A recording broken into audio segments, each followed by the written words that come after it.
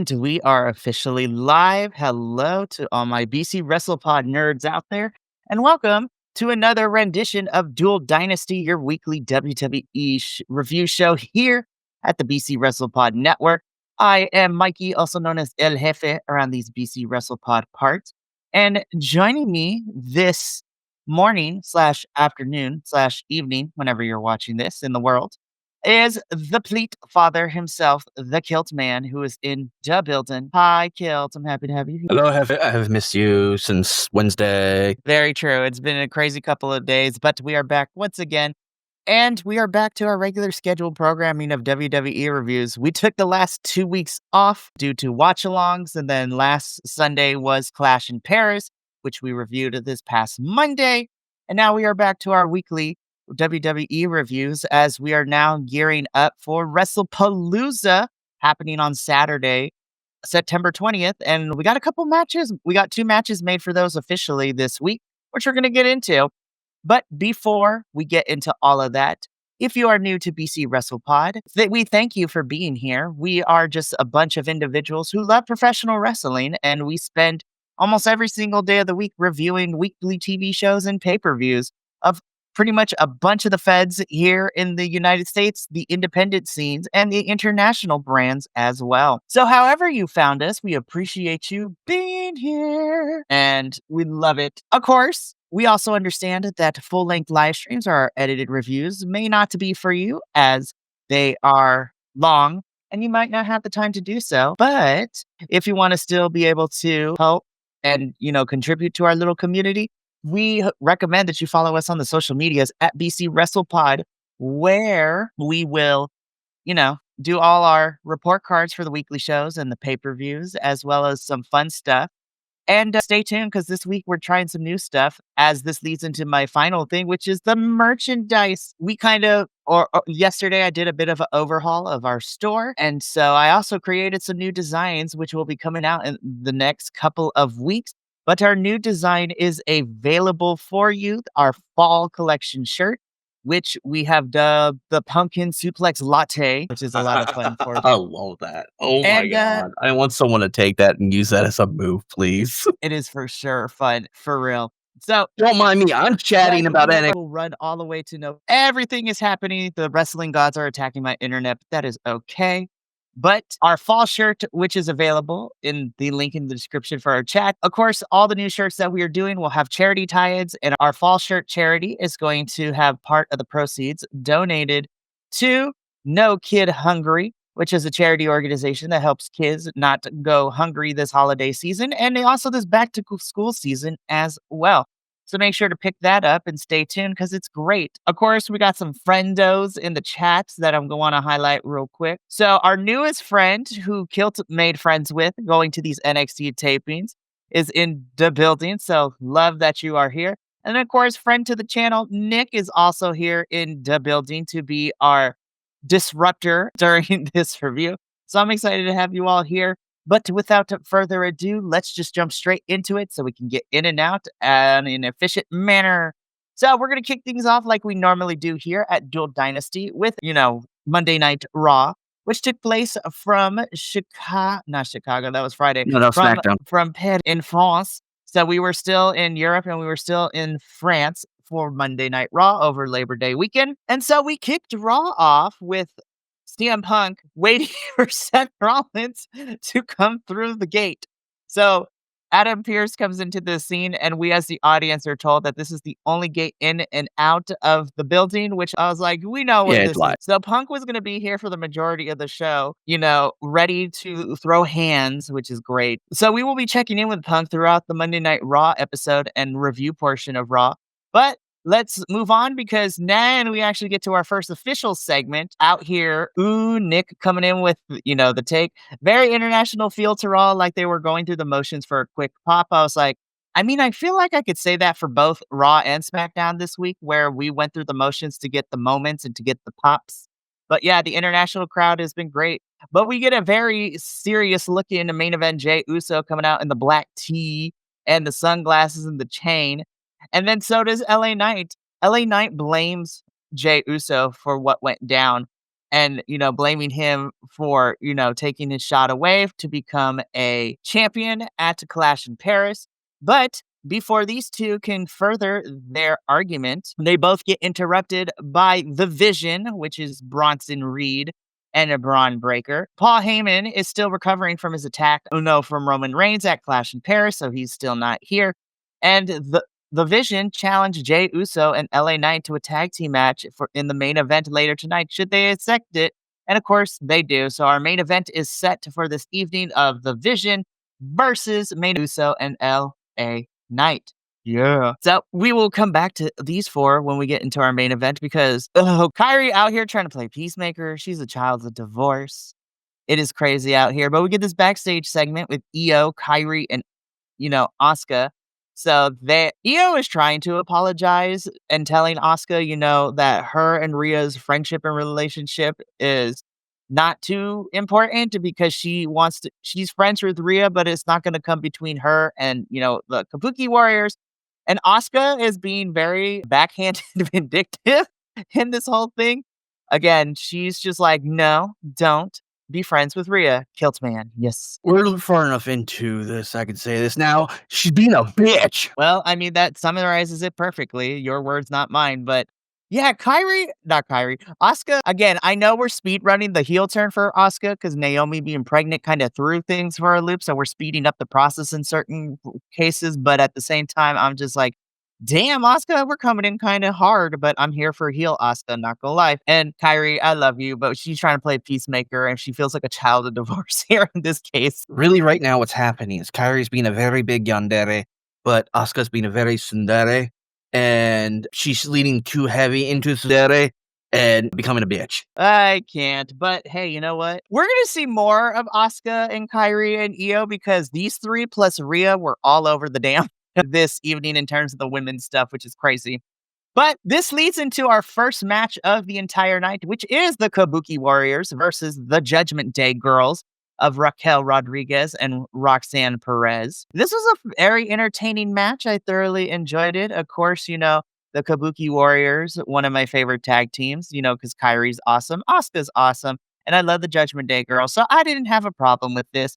The Kabuki Warriors would end up winning over the Judgment Day Girls, which is furthering the win record for the Kabuki Warriors. And we're going to talk about the Judgment Day Girls in a little bit because now they seem to have beef with a certain bird lady that we're going to see later in the show. But yeah, my final thoughts of this was a really fun match. I thoroughly enjoyed it. All right. So we were told last week on Raw, as well as leading into Clash in Paris, that we would have a conversation and Adam Pearce would address the state of the Women's World Championship title scene. As we know, Naomi vacated the title because now she's pregnant and she's going to have this baby. And then, she's going to be a mom for a little bit. So we need to figure out who is our next Women's World Champion. Well, Adam Pearce makes it official that at WrestlePalooza, we are going to get our Evolution Battle Royale #1 contender winner, Stephanie Vaquer, getting her shot. And she will be facing against the former champion who also did not get her match against Naomi, which was scheduled a couple weeks ago. So it's Io Sky versus Stephanie Vaquer for the vacant Women's World Championship at WrestlePalooza on Saturday, September 20th. And I'm just like, I'm here for this match. I think Io's probably going to win, but my heart wants Stephanie to win. But, it is what it is. And honestly, I'm excited because this is going to be Evolution was a PLE, but this is Stephanie in a singles match for a championship at a PLE for WWE. So I'm main roster, I should say. So I'm very interested to see how she does. And I'm not going to lie, Kilt, I want Stephanie to win, but I think they're going to give it to Io. I want Stephanie to win so bad, though. Here's what I want: the bouncy because damn, that would be great. And it's literally okay. I'm going to kind of pull some fun stuff from NXT because there was a I can't think of the name. There was a sign at NXT last week that said something about Booker misses the Devil's Kiss, and we haven't had any Devil's Kiss on TV since Evolution from my recollection. So I think we need some more. I would absolutely love to see her do that to Io. But then again, but yeah, this is gonna be an exciting match. I'm really excited. I'm gonna have to make sure I get my Disney Plus upgrade so I can get ESPN as well. I think I have ESPN. I have to double check, but if not, I was just like, hey, Stephanie McMahon is promoting VPN on her podcast, so I'm just saying. No, but I was just like, WWE, I already pay for a lot. So I was just like, if I don't have ESPN, I'm not paying for it either, but we'll figure all that out down the line. But again, it is going to be Io and Stephanie at WrestlePalooza for the championship. So that is going to be happening in 2 weeks. So it should be very interesting to see. CM Punk, we check in with CM Punk. He is still waiting for Seth Rollins to appear. And yeah, that's pretty much all we have here. We then get into our second match of the evening. This was a really fun one. This was Finn Balor versus Dragon Lee. Oh, Dragon Lee, I love you, but you and the rest of LWO are always, getting pinned against the Judgment Day for some odd reason. So the international crowd was so here for Finn Balor, which I was like, yes, Finn is great when we use him correctly as well. So they were the chants for Finn were great. The thing is, they're in France, and he's not English; he's Irish. So of course they're gonna, root for him because he's not English. Sorry, that's a political humor joke of history that I love.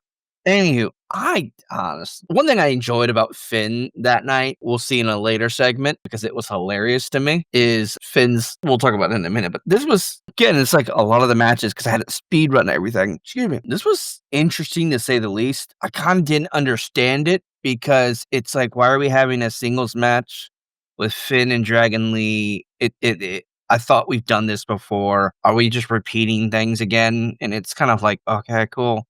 It's a match. I mean, Finn's always going to be a good wrestler. He's a great performer. It's just, I personally didn't get it. And I'm like, okay, cool. We'll deal with that some other time. Yes. So JD McForehead, as we call him, JD McFivehead over here, does get involved in this match, which would allow Finn to pick up the win here. And notably, Dominic Mysterio not out here with the rest of the Judgment Day boys. We're going to get to him in a little bit. But Finn Balor defeats Dragon Lee, and I'm like, oh boy, all right, let's see what happens next. So we go backstage. Io Sky is talking with Nikki Bella, and then Asuka comes in with Kyrie to shoo away Nikki Bella. And again, Asuka and Io have some the tension is there. You can cut it with a knife, and Asuka is still being a total, but this whole episode she's been. Okay, so I said it in chat, which is worse than this. It's more harsh and more vicious, and she's trying to push everyone else away from Io so that way she can have Io all to herself. But she's also pushing Io away, and it's making Kyrie look bad because Kyrie's a little just precious angel. And I'm like, fuck, come on, stop being a bitch. So again, we will see more of everybody later in the show. But speaking of which, Finn and JD find Dominic backstage. Finn's like, yo, man, why weren't you out there? And he's like, oh, I wasn't there physically, but I was there in spirit, right? And so Adam Pearce comes in to let the Judgment Day boys know that because of what happened during the match with Dragon Lee, Dominic Mysterio's Intercontinental Championship match against AJ Styles later in the show, the Judgment Day boys would be banned from ringside, so Dominic would not have any help from Judgment Day here. And as Adam Pearce walks away, Dominic's like, bro, what am I going to do? And Finn's like, oh, don't worry, we'll be there in spirit. So I was like, again, we are teasing dissension and things like that. I was like, it's gone on for too long. I'm like, I think we're waiting for Liv, but like this. Yeah, this was funny because it was Finn's like, I get to do this lie to you back.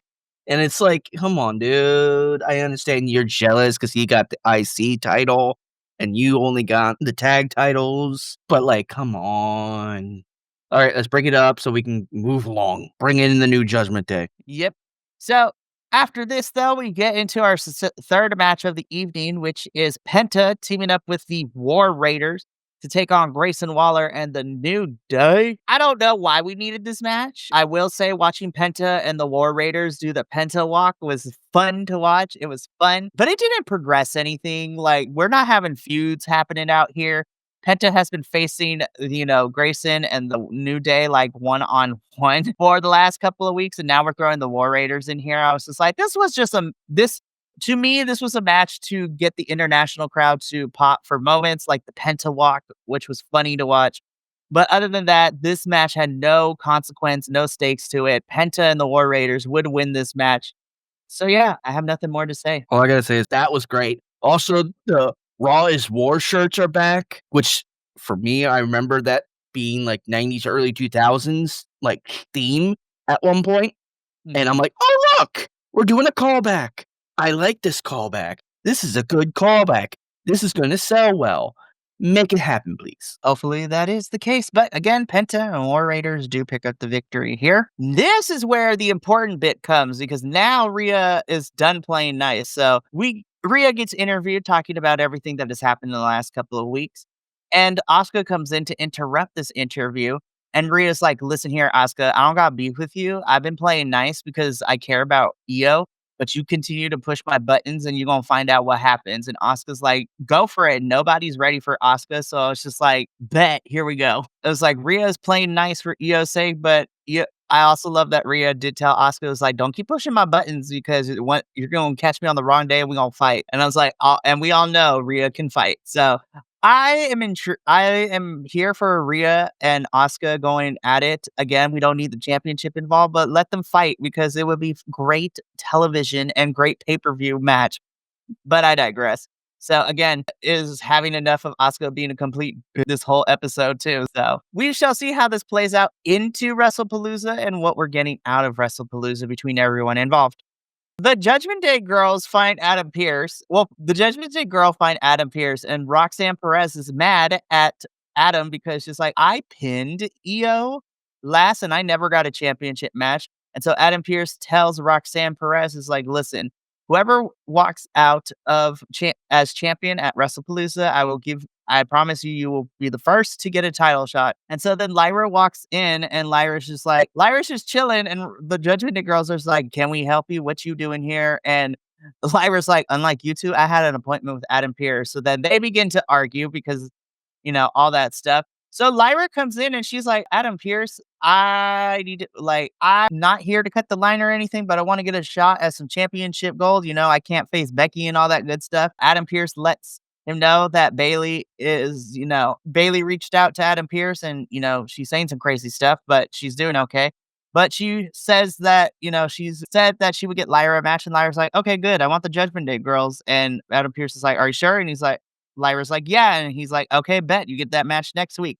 So we're going to get Lyra versus either Roxanne or Raquel, or it might be a tag team match with Bailey. And I was just like, who knows? We'll see what happens with all of that. Now we get into our Intercontinental Championship match, Dominic Mysterio versus AJ Styles. The French crowd loves AJ because those chants were crazy. I love AJ and Dominic. I really do. But at the same time, I was just like, we've been having this feud happen before and after SummerSlam. And so, I don't know how AJ keeps getting these championship opportunities to face Dominic. But AJ, once again, gets very close to winning. But it was a Grand Americano latte, intervening with a loaded mass, headbutting AJ to knock him out, which would allow Dominic to hit the frog splash for the win and to retain his Intercontinental Championship. So I'm like, okay. So this is what, the second or third time that Grande Americano Latte has gotten involved in AJ business. So I was like, AJ,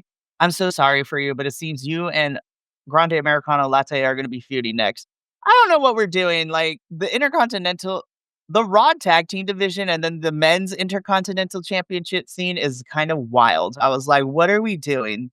We are It's not. weird. But again, Dominic is still your intercontinental champion. And I'm like, I'm here for Dominic as champ, but I want him to have a more substantial feud. And AJ is fun and everything, but we're not doing anything for anybody in this title picture scene. Backstage, LA Knight and Jey Uso are, still at each other's throats after everything that happened at Clash in Paris.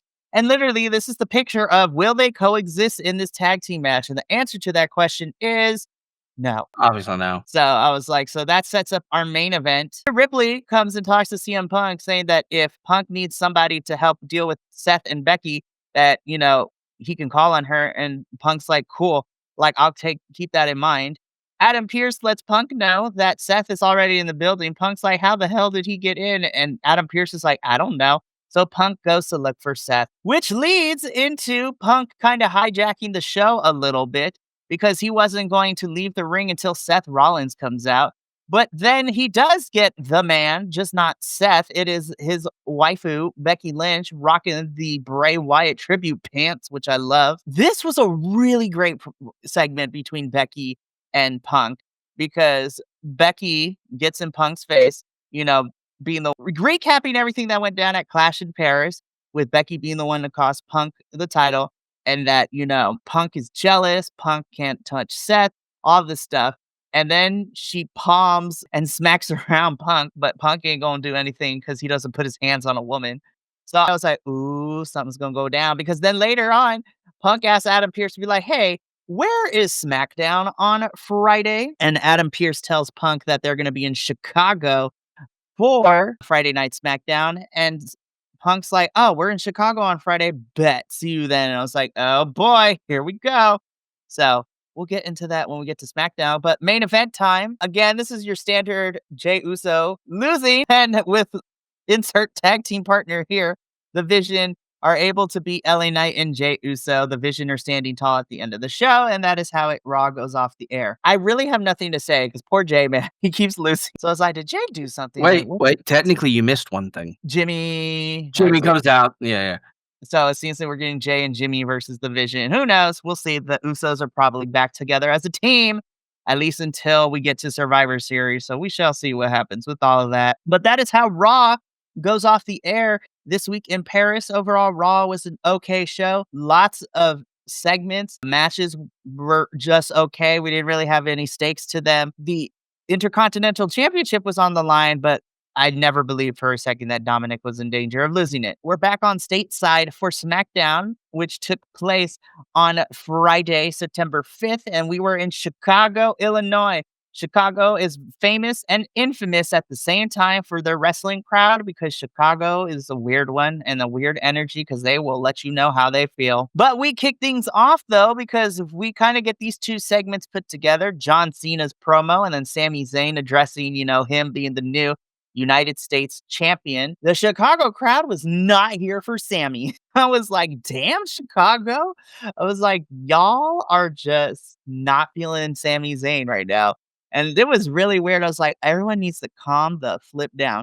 Now, granted, I want more for Sami. This underdog thing cannot be said. He is not an underdog anymore. He is a main event player. So we need to stop using the underdog. And Sami, I love you, but we need to stop. You need to stop calling yourself the underdog. But the Chicago crowd was not happy. And I was like, damn. So, of course, Sami does what John Cena did 10 years ago when he was United States champion.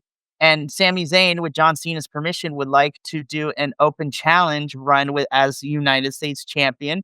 And he asked Cena if he wants to be the first one. So they shake on it, which leads us into our first match of the evening, which is for the United States Championship, Sami Zayn defending against John Cena. This was a match that was meant to get the crowd's reaction because it's Cena and Sami fighting each other like they did when Sami came over to main roster 10 years ago and Cena was his first main roster opponent. This was going to set the tone for the night. Then something happened. Well, let's just rip the Band-Aid off because we get about 8, 9 minutes, 10 minutes into this match and both men are down.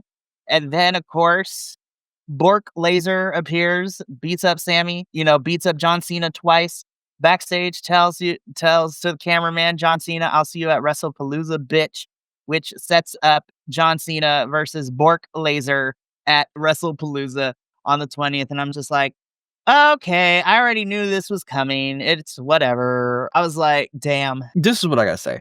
Just because you have a move called the F5 does not mean your presence is refreshing. Control-Delete yourself out of my goddamn presence. Yeah, so I was just like, anybody who has been watching us the last couple months since SummerSlam knows our feelings about Brock Lesnar being back. I made a whole video on my reasoning for why this was tone deaf. But, I don't work for WWE, and the majority of wrestling fans on the internet are calling me a loser and a leftist and a shill.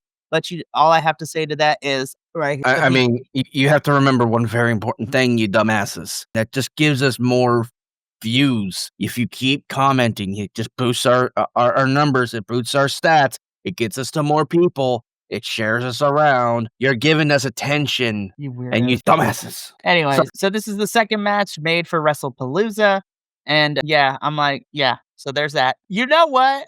Like Mello is backstage. He runs into Nick Aldis. He's looking for Nick Aldis because for the second week in a row wants to get a United States Championship match now, especially now that Sammy is going to be doing these open challenges. So Mello comes and finds Nick, but Miz intervenes and asks Nick Aldis for a tag team championship match. And Nick Aldis is like, all right, bet. Mello is not happy with it. And Mello is just like, Miz, why do you keep doing this to me? I don't want this tag team championship match.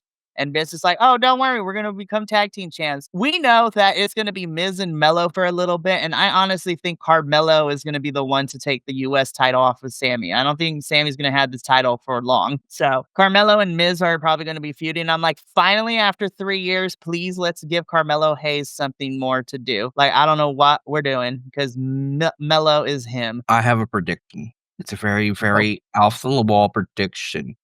But let's say Tricky Williams loses the TNA championship back to someone from TNA, probably Joe Hendry, because you have to say his name and he appears and he almost tripped. Moving along, hold on, moving along. And then there's that feud right there. Trick Williams and Carmelo Hayes back at it. I want that. Oh, 100%. And I love that for you. There's one big problem, though, with that. So I think eventually we'll get there. However, I think that's not happening until after TNA's pay per view in October, Bound for Glory, because Trick Williams is scheduled to face Mike Santana for that title, as we learned from this Thursday's episode of TNA. So, yeah, Trick is going to hopefully lose that title to Mike Santana at Bound for Glory. But that's not until October, so I'm like, "Damn, we gonna be here for a bit." So that's why I'm thinking that Miz and Mella are gonna feud until then, and then if they decide to put Trick to main roster after that, who knows? But I think Trick is gonna be stuck in NXT until at least the end of the year, so we'll see what happens with all of that. But we get this match. I don't know why we didn't have this in Clash in Paris, but we've been weirdly building this for the last 3 weeks. We had Damian Priest versus Aleister Black. But before the match even started, Aleister Black beats up Damian Priest. This was a okay TV show. This was an okay SmackDown TV match. Aleister Black does win by hitting the Black Mass on Damian Priest and wins the match. So I want to like this, but you have given me nothing SmackDown to care about this feud. I'm not gonna lie. I don't even think WWE knows what they're doing with this feud. Yeah, it's a very weak feud. It's like I see it and I'm like, I just don't care. Like I saw the match, I'm like, oh yeah, they're using Damien this week. I haven't seen it in a while. Oh, it's a match against Aleister Black. Okay, cool. Let's get it over with. I know you're gonna ham it up for a while, and let's just go. And then it just again, I was speed running this episode of SmackDown, and this was like match number 3, I think. Yep, this was Yeah. the No, no, no, it's this was 2. the second match. Yeah, because match number 3 was Michin and what's her name, and then Julia, Ted yeah. yeah, and then was there a match 4? No, there was only 3 matches. No, it's like, okay, well, that was fun. Next. Yeah, so Alistair wins. Something tells me we're not done here, and I'm just like, I'm dreading because they're not giving me anything fun for this feud, but I digress. Next week, Drew McIntyre and Randy Orton will be coming face to face, so I was just like, cool, I guess. Tiffany is being interviewed, and Tiffany says, Jade keeps complaining that Tiffany only won that match at SummerSlam because Jade's foot was on the rope. And so Tiffany's just like, I'm willing to give her another shot so that way I can shut her up. So then Jade's in the locker room. Nia Jax comes in and gets in Jade's face saying, it's just like, oh, you get another title shot. Fun. And so next Friday on SmackDown, Tiffany will be defending her championship against Jade. And I was like, we're running back this SummerSlam match again. Why do we keep doing this to Tiffany? We keep rerunning her opponents. I was like, Tiffany is just out here, not even having a feud because we haven't really seen her interact too much since SummerSlam. Like she had that match against Nia, but that was about it. And I was just like, what are we doing? It's frustrating. I don't know what's going on in the SmackDown's Women's Championships division. Our main title and the women's mid-card title are just, I was like, we're not doing anything. What is going on? But we get Jade and Tiffany round 2 next Friday. And I'm like, okay, sure. Yeah. It hurts me. Anyways, moving on. Nick Aldis is like, Becky, what are you doing here? And Becky's like, I'm not here to cause trouble. No way, no how. And Nick's like, uh-huh. So this is going to set up Becky for later and what happens in the angle that closes the show. But right now, we got a championship match. This was our third and final match of the evening. This was for the Women's United States Championship match. Julia defending her title against Michin. This was a really fun match. I hate how we've been building to this because there, again, no heat. But I'm really happy to see, two Asian women on my screen fighting for a championship. This was really fun. Oof. I have to give it to Michin that like Batista bomb that she has in her arsenal looks devastating as fuck. It's so good.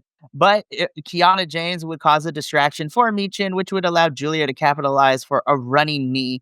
And she would be able to retain her championship. Again, this was a really fun match. And I think this was probably my favorite match of the SmackDown episode. But again, like I said, for Tiffany, like Julia is been United States champion and we haven't given her anything to do as of late either. So I'm just like, what are we doing with the women on SmackDown? This is kind of crazy out here. So this was funny and this was kind of cute. So Charlotte wants to be cleared so that way she could defend these tag team championships with Alexa. So she's trying to get to a doctor. And Alexa basically tells her, she's like, you don't need, she's like, listen, I know you're trying to get cleared to the doctor, but you have to believe in the power. Alexa Bliss literally pulls out the power of friendship card, like to get her through this. And so Charlotte's like, so basically, I'm still not cleared yet. And Alexa just rolls her eyes. This was a cute segment between these two. I really love It both of was them. adorable. So this was cute. All righty, Kilt, let's get into what closed the show off because first of all, Becky gives good meme picture faces. Look at this face. So, Becky, I was like, Becky, this was me when I found out there was only 3 matches on SmackDown this week. And I was just like, what the? So, Becky gets into the ring and she calls out CM Punk. Seth is in the rafters as we get to see him too. Punk comes down and gets in Becky's face. Becky once again slaps Punk. Punk gets out of the ring. He tells Becky, I didn't want to be put in this situation, but you and your husband have put me here. And, I'm still a man of my word. I will never put I will never, I will never put my hands on a woman because Punk is a gentleman and a scholar. But he has somebody he would. And we all knew it, especially because WWE fucked it up and already put the merch online. So we already knew what this is happening. But we get the familiar thing sort of let's light it up. And after 10 whole years, Mrs. CM Punk, AJ Lee, is back in the WWE. She looks so good. Those arms. I know those you could grate cheese on those abs, but what I love is that she's still committed to her gear when she was here 10 years ago, which is just a shirt, the Daisy Dukes, and the Chuck Taylors on her feet. AJ Lee is back. I love her. She gets into the ring. She brawls with Becky. Becky and Seth are like they seen a ghost. CM Punk and AJ Lee celebrate as SmackDown goes off the air. So I'm probably going to cause some hate for this, right? But bear with me. So I am so excited that AJ Lee is back. I'm so happy to see her here. However, I am also not stupid enough, WWE. This is how we end the show, but y'all damn well know that I was like, it's kind of disgusting that we have AJ Lee's returning, who is a pioneer of women's wrestling for WWE during the Divas era and became a crowd favorite, along with Paige when Paige came in too. But you had Brock Lesnar on your show as well. I was like, how you gonna have this moment for women in general? And Brock Lesnar was on your show. It's just like, you didn't think we would forget because this is all anybody's talking about because this is what ended the show. But we here at BC WrestlePod are not stupid. I was like, you created the moment, and I gave it a B on the report card because I will say that the match quality was a lot more decent than Raw. But at the same time, I was just like, again, SmackDown and Raw are very okay shows for the most part. And I'm just like, y'all expect me to just watch mediocre television. I mean, we cover you, but I'm going to call you out on your mediocrity. But this was a really fun moment to end the show. But yeah, this whole segment was a lot because these are like 9 pictures of the whole segment, which was like 15 minutes. So I love seeing AJ Lee back. That is how SmackDown goes off the air. And Kilt, that is the end of our WWE review. Again, told you we'd get out here in an efficient manner. Oh, yeah, we did. We're at what? 45 minutes for, what was it, 4 to 5, maybe 6 hours of programming. The one thing I did forget to mention was I think Becky enjoyed motorboating CM Punk a little too much. I was laughing so hard at that. Oh my God, that was hysterical. because it's like, I'm gonna put my face in your titties. I'm like, what are you doing? Love when Becky goes unhinged as the man character. It is the funniest thing on the planet to watch. But again, we reached the end of our Dual Dynasty review, which means I know Sunday technically is the beginning of the week, but for our wrestling review wise, that brings us to the end of this week. But we have a stacked week coming up. So let's take a look at all of this, shall we? So here is what to expect this upcoming week for BC WrestlePod. So again, it's another pretty much a regular week with the exception of Saturday. So on Tuesday, the 9th at 6 p.m. Pacific, the AEW crew will be once again here to review AEW Collision as we are still in the middle of our Philadelphia residency at the, old ECW arena. So we are now officially 2 weeks out from for the AEW pay-per-view All Out Toronto, which is building up to be fun.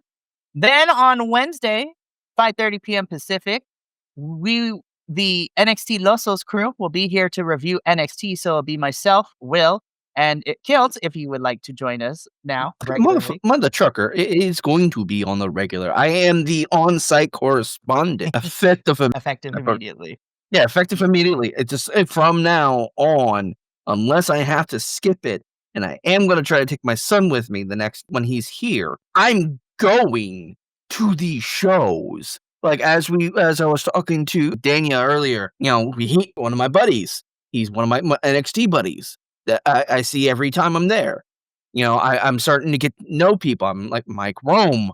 I might try to sneak Mike Rome on here one day. I'm gonna work my magic. We will work our magic. But so Will and I will be covering NXT. And then later that evening on Wednesday, 8 p.m. Pacific, Will and I will be covering another episode of CMLL, in which we are now 2 weeks out from the 92nd Heel show, which is going to be amazing and cannot wait. Then on Friday, the 12th, the TNA crew is back to review another episode of TNA as we are 3 weeks away from TNA's next pay-per-view, Victory Road. Then on Saturday at 7 p.m. Pacific, I will be here to do a live watch-along for MLW's Fightland. We got 8 matches scheduled so far. Gonna see if Adolfo is gonna be a part of this as he is currently on his mini hiatus for the month.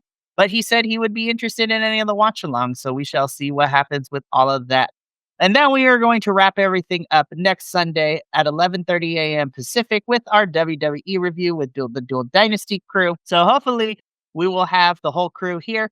And the funny thing is that technically a go-home show review as we will be making predictions for WrestlePalooza next Sunday, which is nuts.